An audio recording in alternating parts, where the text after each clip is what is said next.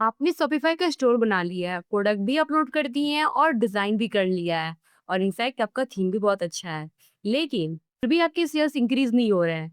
आपके सेल्स तभी तक आते हैं जब तक आप एड चला रहे होते हो और जैसे ही एड स्पेंड आप स्टॉप कर देते हो या फिर पॉज कर देते हो तो आपके सेल्स आने बंद हो जाते हैं। कारण क्या है? कारण आपने अपने शॉपिफाई स्टोर का एसईओ नहीं किया होता है। शॉपिफाई तो कहता ही है कि हम एसईओ फ्रेंडली प्लेटफॉर्म देते हैं। हम canonical tag, SEO friendly content, title, descriptions और इमेजेस, एसएसएल, साइट मैप, इस सारी चीजें हम प्रोवाइड करते हैं। और यही कारण है कि आप अभी भी पेज 2 में अटके हुए हो। आपका रैंकिंग इंक्रीज नहीं हो रहा है और आप सर्च इंजन की फर्स्ट पेज पे नहीं आ पा रहे हो। इस बात को आपको समझना पड़ेगा। शॉपिफाई सबको एक ही स्टोर देता है। अगर सबको एक ही स्टोर पे काम कर रहे होते हैं तो बेसिक सेटिंग्स तो सभी के पास है। तो वो बेसिक सेटिंग्स आपको बेसिक ही परफॉर्मेंस देगा और बेसिक ही रैंकिंग देगा। अगर उनसे आपको अलग होना है और उन कॉम्पिटिटर से आपको लेवल अप करना है, फिर आपको भी एफर्ट देना पड़ेगा। और अगर आप सर्च इंजन के पहले पेज पे आना चाहते हो, तो आप थीम पे डिपेंड नहीं कर सकते, आपको खुद का अपना एफर्ट देना पड़ेगा। तो आज की वीडियो में मैं आपको बताने वाली हूँ किस तरह से आप शॉपिफाई स्टोर का एसईओ कर सकते हो।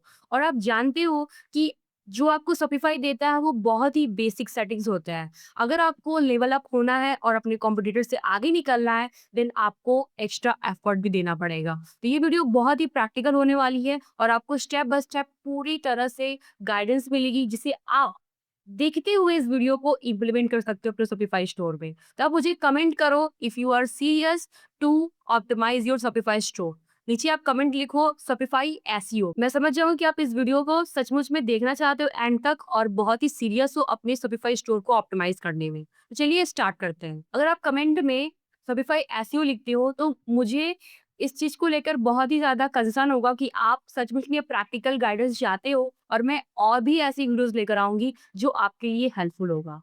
तो हम सबसे पहले ये बात करते हैं कि शॉपिफाई एसईओ नॉर्मल एसईओ से अलग क्यों है।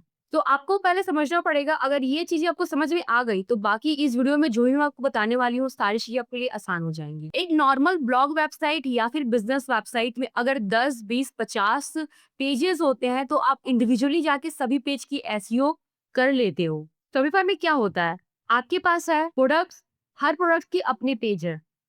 कलेक्शन, कैटेगरी जैसे कुर्ती, टी शर्ट, पैंट, इस टाइप का, जिसे हम बोलते हैं कैटेगरी, उसे हम शॉपिफाई में बोलते हैं collections. Pages, about, contact, FAQ, blogs, content sections. अब मान लीजिए आपके स्टोर में 500 प्रोडक्ट्स हैं। अब आपको लगता है कि मेरे वेबसाइट में 500 पेजेस हैं, राइट? लेकिन गलत। शॉपिफाई हर एक प्रोडक्ट का इंडिविजुअल यूआरएल तो देता ही है, जो एक क्लीन यूआरएल होता है। आपका website slash products slash blue kurti, ये आपका प्रोडक्ट हो गया। और फिर अलग जितने भी कलेक्शंस होंगे उनकी इंडिविजुअल यूआरएल, लाइक yourwebsite.com/collections/kurti। और प्रोडक्ट होगा तो स्लैश कुर्ती के बाद slash product and slash yellow kurti, ये आपका प्रोडक्ट का नाम हो गया। सेम प्रोडक्ट सेम कंटेंट, अलग यूआरएल। अगर एक प्रोडक्ट 4 कलेक्शंस में है तो उसके 5 यूआरएल बन जाएंगे और 500 प्रोडक्ट्स में ये यूआरएल हजारों की संख्या में हो जाता है। ये एक डिजाइन डिसीजन है शॉपिफाई का, बग नहीं। लेकिन एसईओ के लिए ये एक हेडक है और इसका फिक्स एग्जैक्टली मैं आपको इस वीडियो में दिखाने वाली हूँ। बस इतना समझिए, शॉपिफाई का एसईओ करना सिर्फ एसईओ टाइटल और डिस्क्रिप्शन डालना नहीं होता है, बल्कि आपको शॉपिफाई स्टोर को स्ट्रक्चर करना होता है।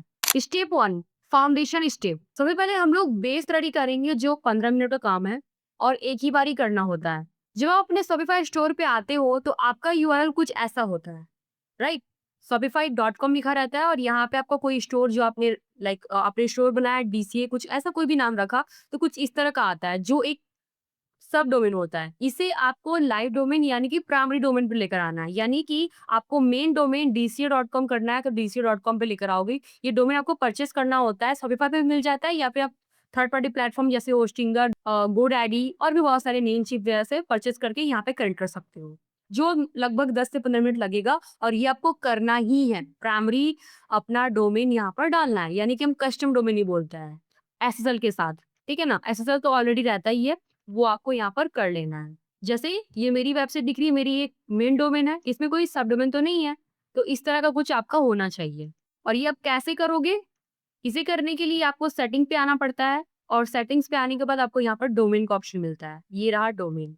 तो यहाँ पे आपको डोमेन अगर नहीं है तो परचेज़ करना होता है, ठीक है? आपको यहाँ बाय न्यू डोमेन पे क्लिक करना होता है। अगर आपके पास ऑलरेडी है तो आप कनेक्ट एक्जिस्टिंग पे क्लिक करोगे और यहाँ से आप कनेक्ट कर लोगे। बहुत ही आसान है ये प्रोसेस। जब आप प्राइमरी डोमेन कर लोगे, आपने अपना डोमेन कनेक्ट कर लिया, तो दूसरा प्रोसेस है आपको यहाँ पर गूगल सर्च कंसोल पे आना है, यहाँ पे। और यहाँ पे आप गूगल सर्च कंसोल पे क्लिक करोगे, स्टार्ट नाउ पे क्लिक करोगे, ऐड अ वेबसाइट पे क्लिक करोगे और यहाँ पे आपको मिल जाएगा यूआरएल प्रीफिक्स। तो यहाँ पे आपका डोमेन देना पड़ेगा। तो मैं अभी ये डोमेन देती हूँ आपको सिखाने के लिए और उसको कंटिन्यू करते हैं। कंटिन्यू करने के बाद आपको यहाँ पर मेटा टैग मिलेगा। ये एचटीएमएल टैग आपको यहाँ से कॉपी कर लेना है, ठीक है? कॉपी करने के बाद आप यहाँ पर आओगे अपने शॉपिफाई स्टोर पे और शॉपिफाई स्टोर पे आने के बाद आपको यहाँ पर ऑनलाइन स्टोर पे क्लिक करना है। क्लिक करने के बाद आपका यहाँ पे थीम दिखेगा और थीम पे आपको 3 डॉट पे क्लिक करना है और एडिट कोड पे क्लिक करके आपको थीम डॉट लिक्विड पे आकर के अपने हेड सेक्शन में जो मैंने कॉपी किया है वो टैग पेस्ट कर दोगे। इससे क्या होगा, आपका वेबसाइट सर्च कंसोल यानी कि गूगल के सर्च कंसोल से कनेक्ट हो जाएगा और आपके जो वेबसाइट में जितने भी यूआरएल है, जितने भी कंटेंट है, वो आपको क्रॉल कराना है सर्च इंजन से। तो आपको क्या करना होगा, उसे साइट मैप सबमिट करना होगा। तो ये प्रोसेस मैं आपको बता देती हूँ कैसे आप करोगे। तो यहाँ पे थीम डॉट लिक्विड है और यहाँ पे आपको हेड के नीचे ये जो कोड है ये आपको यहाँ पर पेस्ट कर देना है, ठीक है? पेस्ट करते ही क्या होगा, आप यहाँ वेरीफाई करोगे तो ये वेबसाइट कनेक्ट हो जाएगा। कनेक्ट होने के बाद अब क्या है, आपकी वेबसाइट का जो भी कंटेंट है वो सर्च इंजन के पास चला गया है। लेकिन अब उसके कंटेंट को गूगल पे दिखाने के लिए, शो करने के लिए उसके बॉट को आपकी वेबसाइट को क्रॉल करना पड़ेगा। तो उसके लिए साइट मैप सबमिट करनी होती है। तो वो साइट मैप कैसे सबमिट होगा, आप स्लैश साइट मैप लिखोगे यहाँ पर। ये बाय डिफ़ॉल्ट आपको जो है शॉपिफाई आपको प्रोवाइड करता है। जैसे मैंने यहाँ पर स्लैश साइटमैप डॉट एक्सएमएल लिखा तो ये यहाँ पर लिंक चली आई है ना? तो ये वाला जो आप लिंक देख रहे हो, ये आपको देना पड़ेगा सर्च कंसोल में। जैसे ही आप सर्च कंसोल पे वेबसाइट सबमिट कर देते हो, तो यूआरएल आपको मिल जाता है, ठीक है? तो वो कैसे होगा मैं आपको बता देती हूँ। आपकी वेबसाइट यहाँ पे दिखने लगेगी गूगल सर्च कंसोल पे जब लॉगिन करोगे, तो जैसे ये यहाँ पे मेरी वेबसाइट दिख रही है, तो आपकी वेबसाइट यहाँ पे दिखने लगेगी और आप यहाँ पर साइट मैप पे आओगे और जो यूआरएल आपने कॉपी किया है, यहाँ पे पेस्ट कर दोगे। पेस्ट करके आपको सबमिट कर देना है। ये जैसे ही आप सबमिट करते हो, तो गूगल का जो बॉट है, आपके कंटेंट को क्रॉल करने लगता है और क्रॉल करके आपके वो डाटा को इंडेक्स करता है और according to query, users query, वो शो करता है आपकी वेबसाइट के कंटेंट को। ठीक है? आपके प्रोडक्ट्स हो सकते हैं, आपके रिगार्डिंग कोई भी जो भी क्वेरी रिलेटेड हो रही है, वो शो करेगा। तो ये आपको कर लेना है, ठीक है? और यही सेम प्रोसेस आपको बिंग वेबमास्टर टूल में भी करना है। आप यहाँ पे सर्च करोगे बिंग वेबमास्टर टूल, ये बिंग का प्लेटफॉर्म है, बहुत सारे लोग बिंग पे भी करते हैं सर्च। तो यहाँ पे आकर आपको सेम प्रोसेस जो आपने गूगल सर्च कंसोल में किया था, यूआरएल प्रोवाइड किया था, यहाँ पे भी आपको यूआरएल प्रोवाइड करनी होगी। तो यहाँ पे लॉगिन करने के बाद आपको ऐड अ साइट पे क्लिक करना होता है और यहाँ पे आपको ये लिंक प्रोवाइड करनी होती है, ठीक है? और यहाँ पे जैसे ही आप एड्स पे क्लिक करोगे, यहाँ पे भी आपको मेटा की टैग मिलेगा, वो टैग आपको थीम डॉट लिक्विड में ऐड कर देना है। ये देखो मेरा टैग मिल रहा है, इसे कॉपी करके और जैसे वहाँ सेव करोगे, पेस्ट करने के बाद आपको वेरीफाई करोगे तो ये हो जाएगा। और सेम यहाँ पे भी साइट मैप होता है और आपको भी साइट मैप यहाँ पे सबमिट करना होता है। प्रोसेस सेम है, यहाँ पे सबमिट साइट मैप पे क्लिक करोगे, यूआरएल प्रोवाइड करोगे और ये डन, ठीक है? तो ये हमारा फाउंडेशन स्टेप कंप्लीट हुआ। स्टेप 2, आपको साइट के स्ट्रक्चर को ठीक करना है। जैसे होम पेज, देन उसके बाद कलेक्शन, देन प्रोडक्ट। अगर ऐसे आप स्ट्रक्चर कर देते हो तो इसकी क्रॉलेबिलिटी है वो इम्प्रूव होती है और आपके जो सर्च इंजन की जो बॉट है वो बहुत ही ईज़िली आपके सारे डाटा को क्रॉल कर पाते हैं। आपके सारे प्रोडक्ट, कलेक्शन सबको अच्छे से क्रॉल कर पाते हैं और इंडेक्स कर पाते हैं आपको डाटा को। यहाँ पे वो क्या करना है, आप जो कलेक्शंस बनाओगे, वो कलेक्शंस में आपको H1 टैग, वैसे तो टाइटल जो आप दोगे वो H1 टैग ऑटोमेटिकली ट्रीट होता है और उसके डिस्क्रिप्शन में आपको 200-300 वर्ड का डिस्क्रिप्शन लिखना है, लगभग 200 वर्ड्स लिख सकते हो और उसके नीचे लाइक उस डिस्क्रिप्शन में आपको मैं अब आपको बता भी देती हूँ, आप जस्ट क्लिक करो। उसमें आपको एफएक्यू भी कवर करना है, लाइक वो 200-300 वर्ड का एफएक्यू हो जिसमें क्वेश्चन आंसर आपने कवर किया है, वो भी होना चाहिए। ये तो आपका जो टाइटल है ये तो H1 में हो ही जाएगा और डिस्क्रिप्शन में आपको 200-300 वर्ड लिखना है regarding the collection and FAQ भी यहाँ पे ऐड कर देना है। एफएक्यू आपका 4 से 5 होगा, वो भी 200-300 वर्ड के अंदर ही हो जाएगा, ठीक है? तो वो ये क्या करेगा, वो स्ट्रक्चराइज़ करेगा और उस कलेक्शंस को और ज़्यादा प्रायोरिटी देगा क्योंकि आपने यहाँ पे कुछ क्वेश्चन आंसर्स भी दिए हुए हैं और उस कलेक्शंस के बारे में भी बताया हुआ है। तो जितना ज़्यादा इन्फॉर्मेशन देते हो ना, उतना ही जो सर्च का बॉट है उस चीज़ को ग्रैब करता है। और जब आप एफएक्यू ऐड करते हो तो बाइंग जो गाइड है, वो बहुत ज़्यादा इंक्रीज़ हो जाता है।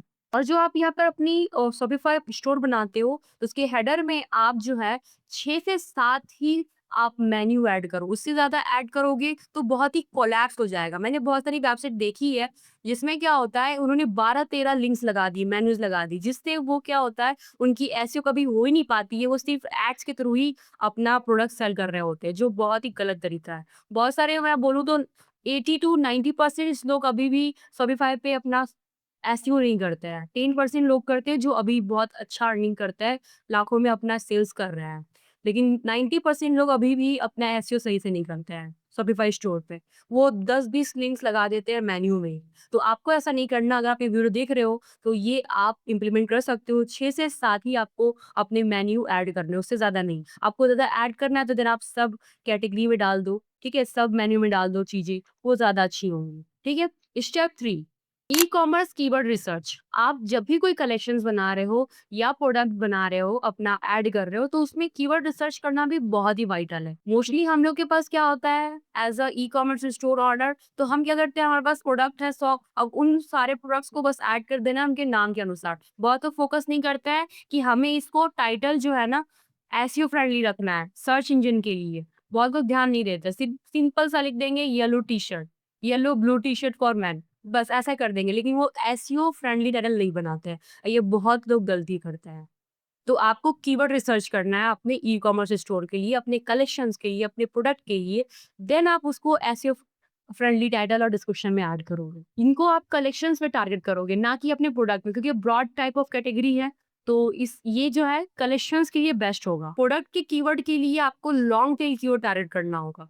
एग्जाम्पल मैं बताती हूँ, अगर आप कलेक्शंस के लिए कीवर्ड रिसर्च कर रहे हो, तो आप यहाँ पर कर सकते हो, फॉर एग्जाम्पल आप यहाँ पे ऐसे हैंडमेड कैंडल्स इंडिया, ये आपका जो है ना बन जाएगा कलेक्शन, ठीक है? यहाँ पे जो भी आप देखोगे ना ये सब कलेक्शंस, यो क्लिक करोगे तो आपको मल्टीपल प्रोडक्ट्स उसके अंदर दिखेंगे, एक प्रोडक्ट नहीं दिखेगा।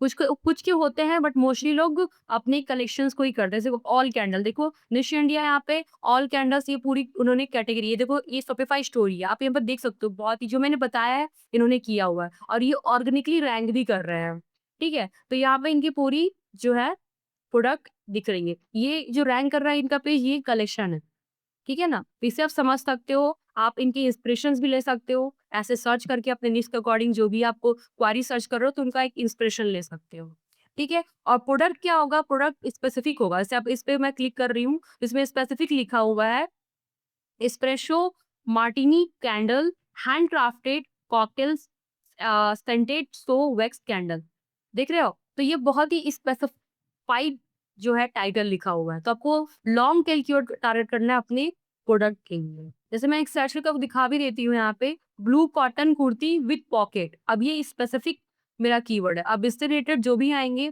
वो स्पेसिफिक प्रोडक्ट होंगे, ठीक है? स्पेसिफिक प्रोडक्ट्स के लिए होगा ये। कभी-कभी क्या होता है कि बहुत लोग जो है स्पेसिफिक लॉन्ग टेल कीवर्ड को ही अपने कलेक्शन से भी ऐड कर देते हैं, तो कुछ लोग आपको वैसे ही मिलेंगे। लेकिन ये तरीका है, कलेक्शंस के लिए आप ब्रॉडर ले सकते हो और अपने प्रोडक्ट के लिए लॉन्ग टेल कीवर्ड लेना। अब आपको कीवर्ड रिसर्च सीखना है तो उसके ऊपर मेरी कंप्लीट वीडियो बनी हुई है 6 घंटे का, अगर उस पे आप मास्टर कर लेते हो एसईओ के ऊपर, तो ओवरऑल आपका एसईओ जर्नी और बहुत आसान हो जाएगा। उसका लिंक आपको मैं डिस्क्रिप्शन में दे दूँगी, आप देख लीजिएगा उसको जाकर के। मैं आपको टूल बता देती हूँ कैसे आप कीवर्ड रिसर्च करोगे। आप गूगल सर्च यूज़ कर सकते हो जैसे मैंने आपको दिखाया, और दूसरा गूगल सर्च कंसोल। जब आप अपनी वेबसाइट को कनेक्ट करते हो ना गूगल सर्च कंसोल पे, तो गूगल आपको खुद क्वेरी बताता है कि क्या आप यूज़र्स जो है आपके इस निश में सर्च कर रहे हैं। तो वो भी आपके लिए गोल्ड माइन हो सकता है। उन क्वेरीज़ को भी आप यूज़ कर सकते हो अपने प्रोडक्ट में। तीसरा, आप गूगल कीवर्ड प्लानर यूज़ कर सकते हो एंड फोर्थ एएचएरा कीवर्ड रिसर्च या प्लानर। ये 4 प्लेटफ़ॉर्म है जहाँ से आप कीवर्ड रिसर्च स्टार्ट कर सकते हो, ये बिल्कुल फ्री है। अब मैं आपको बताती हूँ कैसे आप कलेक्शंस का एसईओ करते हो अपने कलेक्शंस प्रोडक्ट का। तो यहाँ पे आपको ये रूल फॉलो करना है, जहाँ पे आपको प्राइमरी कीवर्ड ऐड करना है, ये प्राइमरी कीवर्ड आपका जो है ब्रॉड कीवर्ड होगा, मैंने पहले ही बता दिया, और बेनिफिट ऐड करना है या फिर ब्रांड। ठीक है? बेनिफिट बहुत लोग ऐड करते हैं, कुछ लोग ब्रांड भी ऐड कर देते हैं। तो ये आपका जो मैं यहाँ पर ऐड कर रही हूँ, ऑब्वियसली ये आपका जो है ना वेबसाइट दिखेगा, जो हम एसईओ करते हैं वो यहाँ दिखता है। ये जो है ना सर्च इंजन लिस्टिंग में आकर के आपको यहाँ पे फॉलो करना है ये चीज़। यहाँ पे तो सिंपली आप डाल दोगे अपना प्रोडक्ट, लेकिन जो मैं एसईओ करूँगी वो सर्च इंजन लिस्टिंग में करूँगी, यहाँ पे। ठीक है? तो चलिए हम इसमें डालते हैं प्राइमरी कीवर्ड और बेनिफिट। मैं आपको दिखाती हूँ प्रैक्टिकली कैसे आप इसको करोगे। जैसे हम ऐसा कर सकते हैं, cotton kurti for women breathable daily wear, ये एक बेनिफिट हो गया, है ना? और यहाँ पे ब्रांड ऐड कर सकते हो। ब्रांड हम डाल सकते हैं, ठीक है? आईयूसी मैंने यहाँ पे ब्रांड का नाम डाल दिया। इस तरह का आपका पेज का टाइटल होगा, यानी कि आपके कनेक्शंस का टाइटल, एसईओ टाइटल इस तरह से बनेगा। तो ये आप नोट कर लीजिए, मैंने जो बताया आपको, प्राइमरी कीवर्ड, बेनिफिट और ब्रांड। तो मैंने यहाँ पे तीनों ही ऐड कर दिया है, आप भी कर सकते हो। अब आता है मेटा डिस्क्रिप्शन। मेटा डिस्क्रिप्शन कुछ आपका ऐसा बनेगा जहाँ पे हैंड पिक कॉटन कुर्तीज इन 20+ कलर्स, मतलब एक तरह से आप जो एक कलेक्शन बना रहे हो, इस कलेक्शन के अंदर आप क्या-क्या प्रोवाइड कर रहे हो। इनफैक्ट लाइक इसमें आपके कितने कलर्स ऑफ कुर्तीज है, और इसका बेनिफिट बता दे रहा है, एक soft fabric, true to size fit, free shipping above आपने डाल दिया, serve the new arrivals today. तो इस तरह का आप डालोगे तो यही चीज ना सर्च यहाँ पे दिखता है। अगर मैं यहाँ पर ये चीज सिर्फ सर्च करती हूँ, ये वाली प्राइमरी कीवर्ड जो मैंने डाली है, तो आप देखना, प्रैक्टिकल देखना और बहुत ही ध्यान से देखना। ये देखो, office where kurti, breathable cotton kurti, 48 hours shipping, देख रहे हो क्या है? यही यूज़ किया जा रहा है। और देखो उसके बाद डिस्क्रिप्शन में breathable cotton kurtis made for every day life, boutique finish, fresh print from 999, देखो यहाँ पर रेट भी दे दिया गया है। From office to evening, comfortable, stylish and honestly priced, easy return and pan India. तो इस तरह समझ सकते हो हाउ इट इज़ डूइंग। ठीक है? तो ये बहुत अच्छे से आप कर पाओगे। एंड उसके बाद यूआरएल हैंडल है। ऑब्वियसली जब हम ऐड करते हैं ना, तो जो टाइटल होता है वही अपने आप यूआरएल हैंडल में आता है, लेकिन ये आपको क्रिएट करना है। तो यहाँ पे मैं सिर्फ सिंपली कॉटन कुर्तीज़ डाल दूँगी। आप चाहो तो कॉटन कुर्तीज़ पर वुमेन भी डाल सकते हो। वैसे कॉटन कुर्तीज़ सही है, ठीक है ना? वो ज़्यादा अच्छा है, और हम इसमें जो फॉर है ना वो यूज़ नहीं करते हैं। इसमें प्रीपोज़िशन यूज़ नहीं किया जाता है। मोस्टली टाइम हम कर भी देते हैं थोड़ा-सा कीवर्ड स्टफिंग के लिए, लेकिन नहीं किया जाता है। तो यहाँ पे मैंने कॉटन कुर्तीज़ वुमेन लिख दिया। तो कुछ इस तरह से आप अपना कलेक्शन का एसईओ करते हो। एक वार्निंग मैं देती हूँ आप लोगों को, जब आप इसको सेव करोगे, तो क्या होगा, आपको एक जैसे कि बहुत लोग के पास ऑलरेडी कलेक्शन है और वो अपने यूआरएल को चेंज करेंगे। तो इसमें क्या, ऑलरेडी आपके कलेक्शंस के ऊपर ट्रैफिक आ रही है ना? अब वो यूआरएल चेंज करोगे तो यहाँ पे सॉफ्टवेयर का फीचर है, वो आपको कहता है कि आप क्या जो पुरानी वाली यूआरएल है उसको रिडायरेक्ट करना चाहोगे इस यूआरएल पे? तो वहाँ पे एक चेक मार्क आएगा, आप वो चेक मार्क ज़रूर कर दीजिएगा। उससे क्या होगा, जो पुराना वाला यूआरएल था उसपे 404 एरर नहीं आएगा, वो इस पेज पे रिडायरेक्ट हो जाएगा। अगर आप उसको अनचेक रहने देते हो तो उस वाले यूआरएल पे कोई भी अगर जाता है तो उसको 404 एरर दिखाने लगेगा। ठीक है? तो ये आप ध्यान दीजिएगा, बहुत ही इंपॉर्टेंट है। बस उसको सेव कर लीजिएगा। तो अब हम देखते हैं कि प्रोडक्ट का एसईओ कैसे किया जाता है। प्रोडक्ट्स पे आते हैं और यहाँ पे मैं ऐड प्रोडक्ट पे क्लिक करती हूँ, और देन यहाँ पे जैसे आप टाइटल डिस्क्रिप्शन डालोगे वैसे ही डालोगे। नीचे आप देखोगे तो आपका एसईओ का यहाँ पे सेक्शन है, सर्च इंजन लिस्टिंग में। यहाँ पे आप आओगे और यहाँ से आप स्टार्ट करोगे अपना एसईओ का टाइटल, मेरा डिस्क्रिप्शन और यूआरएल। वो जो आप यहाँ पर बनाओगे उसके लिए हम लोग यहाँ पर ये डालेंगे, blue cotton line kurti with pocket women daily wear.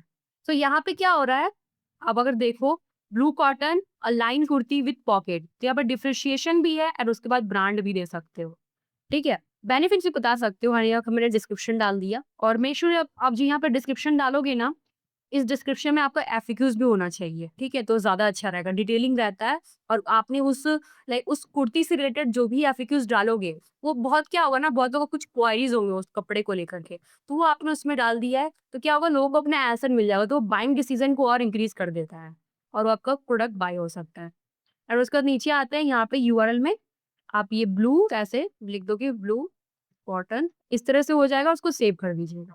और एक चीज़ और मैं आपको बताने जा रही हूँ, जो आप यहाँ प्रोडक्ट्स कि इमेजेस अपलोड करोगे ना, सभी प्रोडक्ट्स के इमेजेस में ऑल टेक्स्ट ज़रूर होना चाहिए। और जो इमेज आप अपलोड करना, वो इमेज का नाम ना अपने टाइटल के अनुसार ही डालना। ये जो आप टाइटल डाल डाल रहे हो ना यहाँ पे, ये टाइटल इसी से रिलेटेड डालना। डॉट और जेपीजी होगा उसको वेपी में कन्वर्ट कर लेना। और आपका नाम कैसे होगा? Like blue kurti, blue cotton kurti front. अगर फ्रंट का आपने इमेज लिया है तो फ्रंट, साइड, बैक, ठीक है? लेफ्ट साइड इस तरह की रहेगा। जैसे आप इमेज करोगे तो कैसा होता है? इमेज डैश 1 2 3 4 5 डॉट जेपीजी ऐसे अपलोड करते हो, है ना?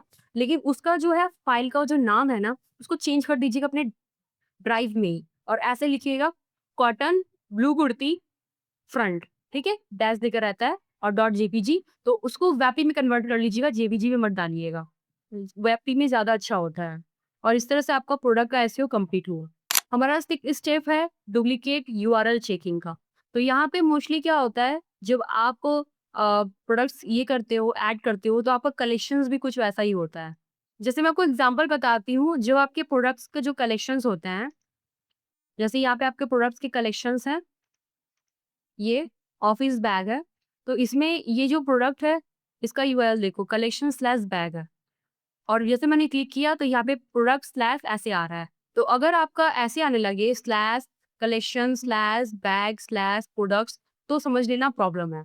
तो उसे आपको फिक्स करना होता है। वो भी आप जाओगे थीम डॉट लिक्विड में जा करके वहाँ पे चेंज करना होता है। अब नेक्स्ट स्टेप है 7 स्टेप 7 जहाँ पे वो कोड वेब वाइटल चेक करना होता है। वो आपका होगा पेज स्पीड इनसाइट से। यहाँ पे आपको अपनी वेबसाइट डालना होगा। तो यहाँ पे मैं वेबसाइट डालती हूँ यूआरएल और एनालाइज पे क्लिक करती हूँ। तो यहाँ पे आपकी जो पेज स्पीड है, अगर प्रॉब्लम होगा मोबाइल पे और डेस्कटॉप पे, तो हमें यहाँ पर ऐप यानी कि जैसे हम वर्डप्रेस पे प्लगइन यूज़ करते हैं तो शॉपिफाई पे ऐप होता है, अलग-अलग फीचर्स और फंक्शन को यूज़ करने के लिए, अपनी वेबसाइट में ऐड करने के लिए। तो वो हमें ऑप्टिमाइज़ करना पड़ेगा। हमें लाइक मल्टीपल एक ही प्रॉब्लम को सॉल्यूशन करने के 4-5 प्लगइन्स यूज़ नहीं करेंगे हम लोग। तो उसके लिए हम एक ही यूज़ करेंगे। और कुछ एक्स्ट्रा आपने कुछ प्रोडक्ट्स बनाया है, जो आप उसको हाइड रख रहे हो, उसका यूज़ ही नहीं है। कुछ पेजेस डिज़ाइन किए हैं, कुछ अलग-अलग और भी डिज़ाइन किसी हाइड किया हुआ है, उस चीज़ को रिमूव कर दीजिए। जिसका ज़रूरत नहीं है उसको रिमूव कीजिए। वो जो एक्स्ट्रा चीज़ें आप करते हो उससे बहुत ज़्यादा प्रॉब्लम होता है। तो यहाँ पे एसईओ लगभग सही है अगर आप देखो तो, इसमें कोई प्रॉब्लम नहीं है। अगर प्रॉब्लम आती है तो आप समझ लेना कि वो आपकी इमेजेस का प्रॉब्लम है, इमेज को ऑप्टिमाइज़ नहीं किया, आपने 1 एमबी, 5 एमबी की इमेजेस अपलोड कर दी इसमें।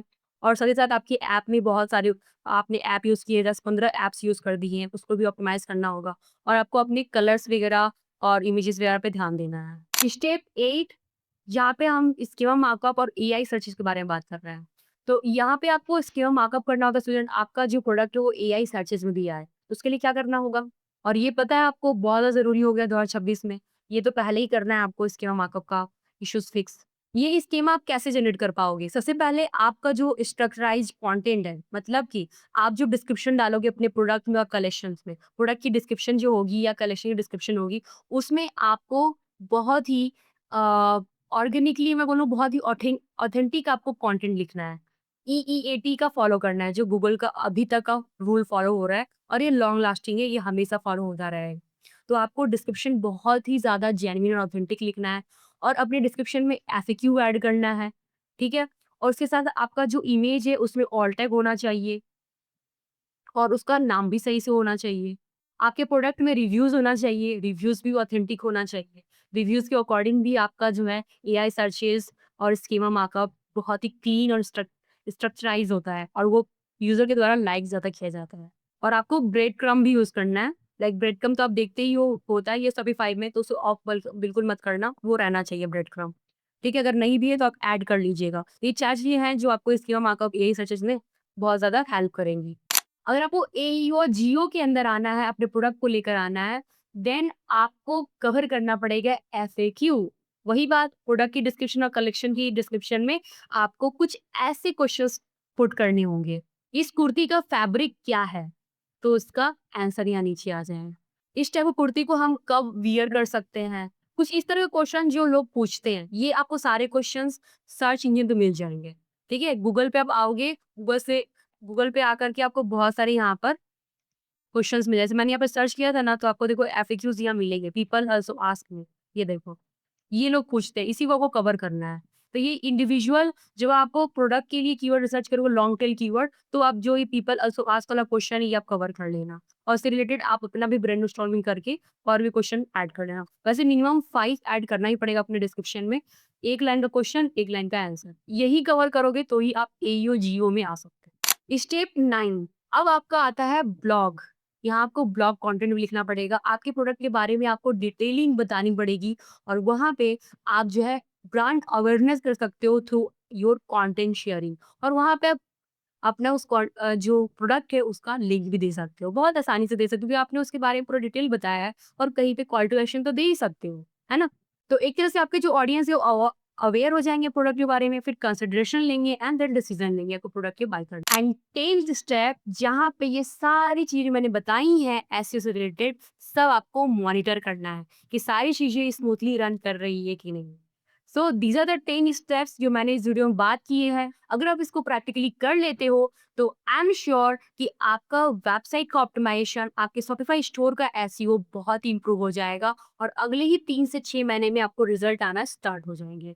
यस, आप करके देखो, आप मुझे कमेंट में बताओ कि आपने कभी ये 10 स्टेप्स को आपने अपनी वेबसाइट में अप्लाई किया है और किया भी है तो कौन से स्टेप्स को किया है या फिर मेरे से कोई स्टेप छूट गई तो मुझे आप कमेंट बता दीजिएगा। तो आई बिलीव आपको ये पूरा प्रोसेस समझ में आया होगा। कहीं भी डाउट है, कोई भी कंफ्यूजन है, आप मुझे कमेंट में बता सकते हो या कोई भी मुझसे स्टेप छूट गई है, वो मुझे आप कमेंट में बता दीजिएगा। अगर उस पर्टिकुलर टॉपिक के ऊपर अगर मेरे को वीडियो बनानी है तो मैं उसको रिलेटेड वीडियो भी बना दूँगी। ओके? और ओवरऑल वीडियो कैसी लगी, इन्फॉर्मेटिव लगी या फिर बहुत ही हेल्पफुल एंड वैल्यूएबल लगी, इस वीडियो को लाइक कीजिएगा, शेयर कीजिएगा अपने फ्रेंड को और मेक श्योर आपने चैनल को सब्सक्राइब कर दिया है। मिलते हैं नेक्स्ट वीडियो में, till then thank you so much and bye bye.